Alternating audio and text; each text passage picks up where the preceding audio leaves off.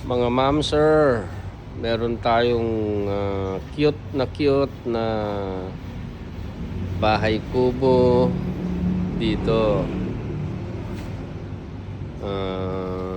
Ito ay nipa ang kanyang bubong. Ayan po. Tingnan po natin sa loob. Ayan po ang loob niya.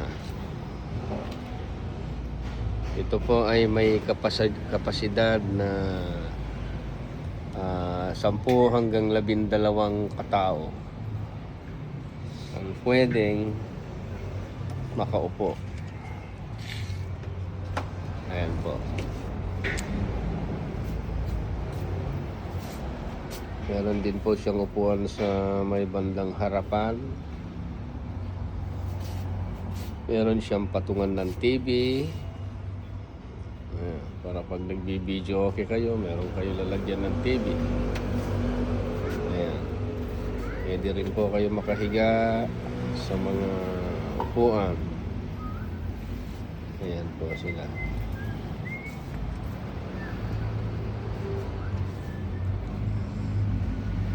Ayan. Pwede pong istambayan, tunggitan, pwede rin inuman. Ayan. Kasi open lang po ito. Wala po siyang sarado. Presko po ang dating. Ayan po siya.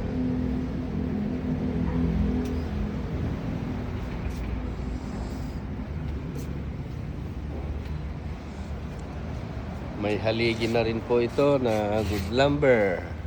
Ayan. Ang mga haligi niya.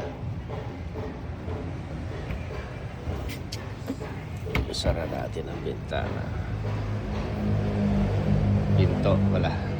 Ayan po ang mga poste niya. Good lumber po siya.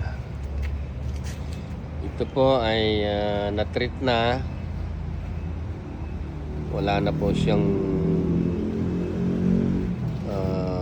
bukbuk. Dahil nalason na po yung kawayan. Kinain po ng bukbuk yung kawayan na yan, malalason na po yung bukbuk. Ayan po ang bubong niya.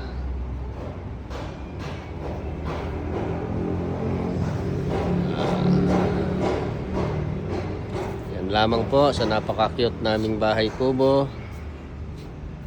Tawag lang po kayo sa amin kung interesado po kayo. Maraming salamat po.